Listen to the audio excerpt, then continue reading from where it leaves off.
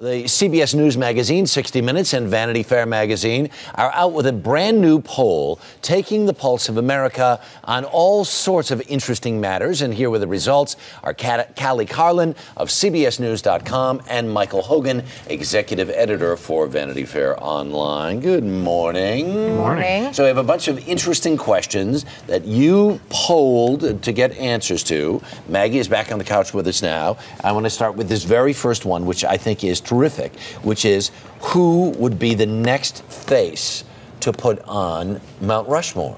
We gave Americans 7 options for this hypothetical 5th slot on the South Dakota sculpture, including our current president, Barack Obama, as well as FDR, JFK, Ronald Reagan, Dwight D. Eisenhower, Andrew Jackson, and Lyndon Johnson. So what do you guys think? So go ahead. You want to guess first? Well, I think if you know anything about history, you'd have to do FDR because he served 4 terms. But I think, given our current population, most people probably said Kennedy. I've got to believe it's got to be between Kennedy and FDR, because I'm just trying to outguess the poll. What Americans would think. You're right, it is JFK. People want to further that Camelot feeling, and they would add him. But surprise, and Ronald Reagan got 2nd place, so he was the highest of the Republicans. But about 16% wanted our current president, Barack Obama, even though he hasn't even served a full year in office. That's so unbelievable. Maybe just because of the historic significance of him being African-American, right? Maybe. Yeah, it could be a little premature, though. Maybe like that Nobel Prize. Ooh, Cali, going for it.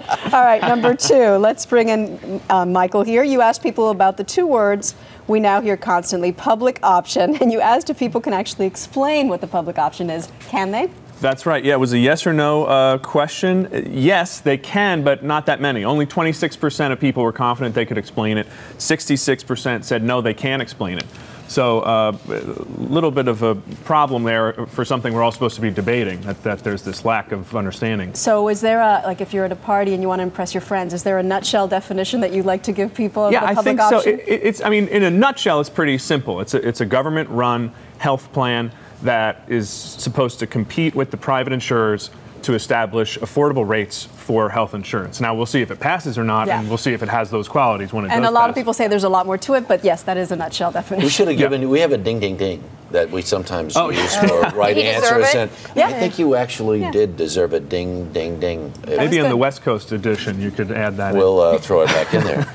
Let's turn to something a little more lighthearted. You asked people what musical act they would least like to listen to at painfully high volume, and the choices are Britney Spears, AC/DC, Eminem, 9 Inch Nails, Rage Against the Machine, and the Bee Gees. And this actually spawns from a serious question, though, because there's reports that detainees at Guantanamo had to listen to music at painfully high volumes, and the musicians want to know if theirs was used. Right. So which of these they want to sue? Exactly. We'll take a guess, Harry. Who would you find most torturous of these artists? But see, there's a difference between what people will answer on a poll and what your own personal. Give your personal. Yeah, you should give your answer. Your personal. And then your prediction. What would make me absolutely, completely out of my mind crazy if at extreme high volumes for long periods of time? Probably the Bee Gees. And I would say 9 Inch Nails. I agree. But Americans actually said Britney Spears. I think they're just picking on Brit. I think so. Wait, let's see how else it breaks because that would not be as painful as 9 Inch Nails. Look at but that. About 28% said Britney Spears. Only 6% said Bee Gees. Yeah. Because the Bee Gees are soothing, so you could take it, right? No? Okay. How about really, all of them would be bad at high volumes. Yeah. All right. Do we have any more questions? We do. All right. This Time is a for fun one, too. Which lost artifact would you most like to find? What were the choices, Michael? Well, there are a lot of good ones out there, but the choices we gave were Amelia Earhart's plane, Cleopatra's jewel-laden barge, Noah's Ark, the Lost City of Atlantis, or Richard Nixon's missing 18-and-a-half-minute tape. Kind of. Atlantis. Yeah, I think Atlantis, just because it doesn't really exist.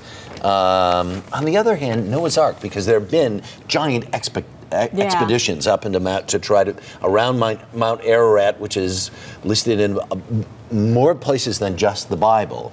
So I think that might be the one. What do you think? You were in the majority, Harry. It's Noah's Ark in a landslide, 43%, and then 18% for Atlantis. Okay. And then everything else comes in a little bit behind that. But yeah, people are still hoping to find that lost artifact. Very cool. Cali, Carlin, Michael Hogan, thank you so much. Thank you. Fun stuff. For the complete 60 Minutes Vanity Fair poll, just go to 60minutes.com, where you can see Cali and Michael's web show. You can also check out the upcoming issue of Vanity Fair on newsstands December 2nd, with a fascinating look at the life and career of Meryl Streep, whom you and I love. A lot.